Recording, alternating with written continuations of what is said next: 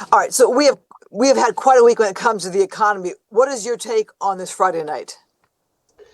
Well, Trump's tariffs, which he seems to have delayed the enforcement of or enaction of after, and there seem to be many starts and stops to this. I do not believe that these are going to be effective in terms of bringing manufacturing back to the U.S. in any major way. It doesn't really make sense to have tariffs without having any sort of national industrial policy. And that's really the situation that the U.S. is in. So even though people who promoted globalization tried to make us believe tariffs were just this evil, bad thing that hurt economies, but in reality, they had an important role in America's economic history. We had tariffs, especially in the 1800s, and we used that revenue to build canals and other improvements that allowed our producers to get things to the market much more cheaply and eventually undersell foreign competitors.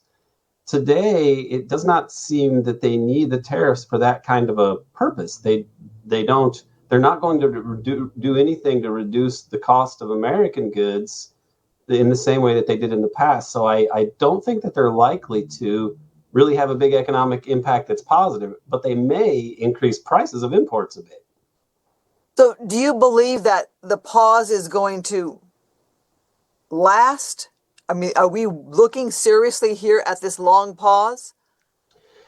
If he really declines to put in a lot of the tariffs, or if these do not get implemented as he had said, then there will be not much long-term impact of them, obviously, because they're not in effect. And then the historical, the consequence of this would be something like Trump, as he boasted about making a whole lot of money off of market fluctuations.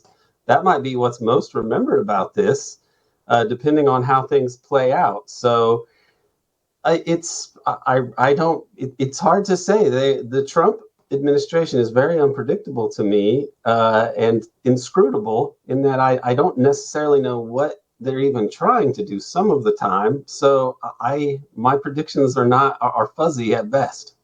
Let's talk about China. China called this tariff fight a joke in the history of the world economy.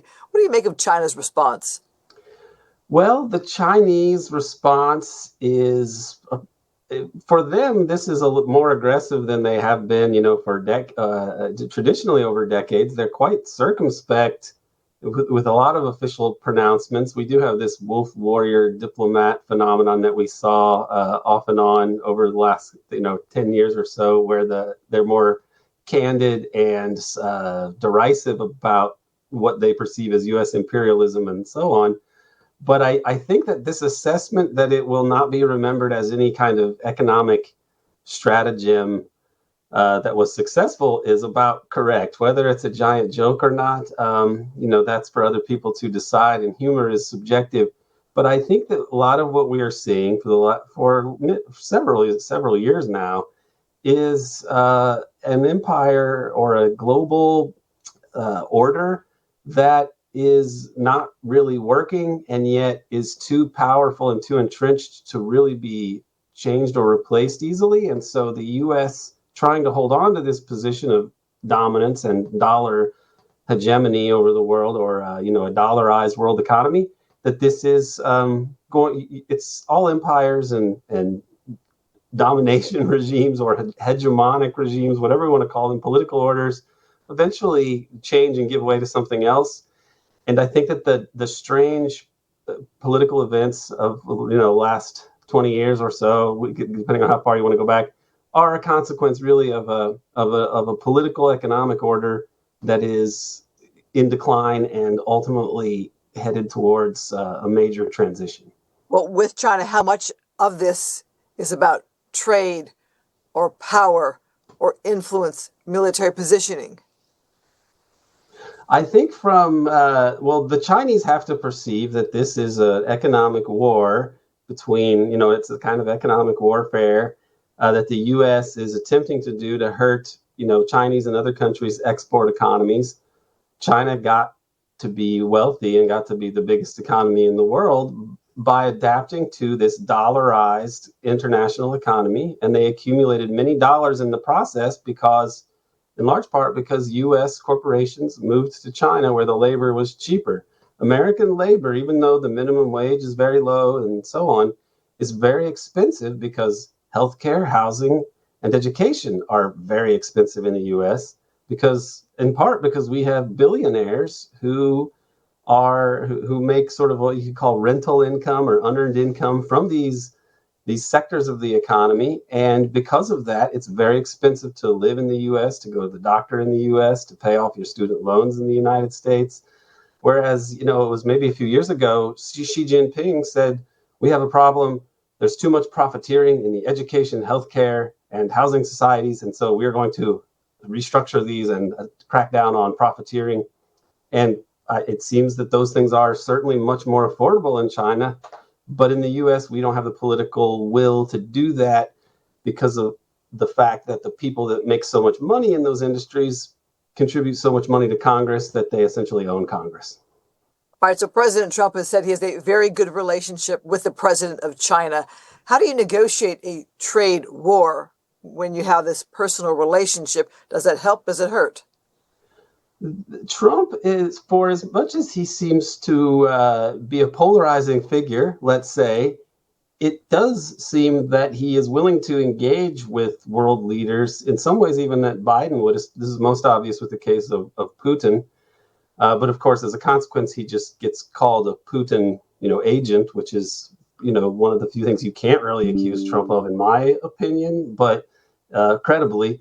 But I think that perhaps this personal relationship would allow him to work out some sort of compromise as we go forward that will be less damaging and create a more stable transition to the economy and the world order that's going to follow this U.S. era of global dominance that has existed since the end of World War II, but has now crumbled, or is crumbling, or has already crumbled. Well, some experts have warned this could be an economic suicide for both countries. Do they have any legitimate thoughts here? Suicide is a harsh term. It may be damaging to both economies, but the alternative of China allowing the U.S. to export it without any sort of duty to China while paying a huge tariff to export to the United States is not really tenable from the Chinese position, as I understand it. It's you can't expect them to accept a major revision in this order, this economic order, without trying to compensate and act in a different way. So China's diplomacy is always saying we want win-win economic arrangements with other countries and agreements. Of course they look after their self-interest like anybody else, but there's some truth to that. And the tariffs that Trump wants to put into place, has proposed putting into place, these look at economic activity more as a zero-sum game where you're either going to be the winner or the loser. And I don't think that this is going to be well received by the global economy, and it's not going to work to improve American manufacturing either, I would imagine. Let's talk about the reaction from other countries who are watching this. Are other countries thinking, if the U.S. and China are going through this, is that what we're going to go through also? Well, they are probably thinking that we will, rope-a-dope this, try to roll with the punches here of whatever the U.S. is doing. But it's really going to continue something that we've already seen for many years now, which is countries looking at ways to structure their trade around avoiding the U.S. and the dollar. And so it could very well accelerate the push to a post-dollar global economy. And that for the U.S. Is not good in a sense because it will hurt our economic power around the world in the shorter term. However, it could lead the U.S. to restructure its economy in a more sensible way. So the actions of these other countries, along with China, could very well force the U.S. to kind of adapt to more reasonable policies and have a more fair-minded posture towards the rest of the world, rather than just telling every country how it has to be and maybe overthrowing or bombing them if they protest. This is a changing world that we're seeing emerge.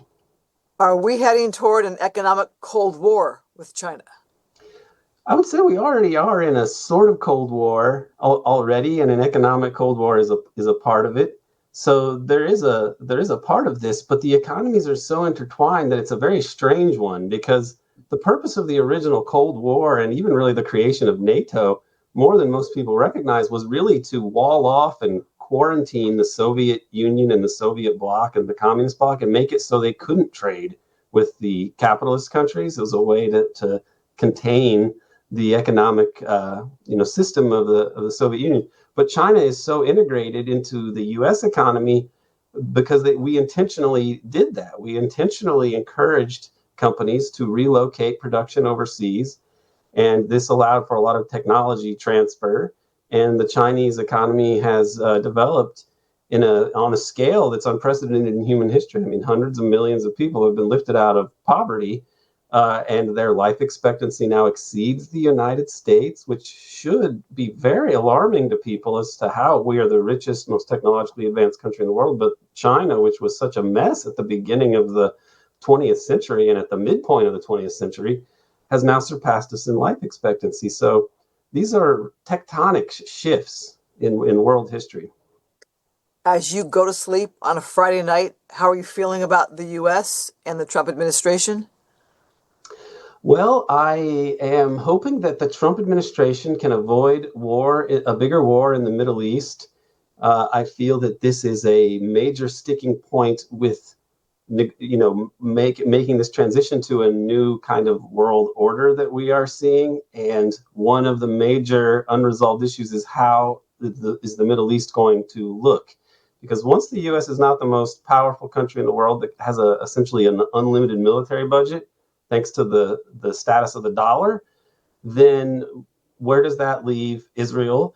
And how can what can the U.S. or Israel or the West in general do to keep the majority of the Middle East from expelling a kind of unpopular Israeli regime? This is one big issue, and so economically, militarily, the U.S. is in a precarious position, and I think that we should look back at where the U.S. kind of went wrong. And I think presidents like John Kennedy was the last president to really call for peaceful cooperation and lawful observance of international law and ending the Cold War. This is what he was advocating. So probably we should realize that we took a wrong turn when we left behind the policies of John F. Kennedy. Maybe his assassination had something to do with that turning point. But there is a tradition, of Henry Wallace, who was Franklin Roosevelt's vice president, or Franklin Roosevelt himself, John Kennedy, of a more lawful kind of internationalism. And perhaps the U.S. should give up the ghost of trying to dominate the world forever and instead be a normal country that follows international law and gets along with everybody else and stops bombing everyone and so on. And all those thoughts just they tie to trade and tariffs?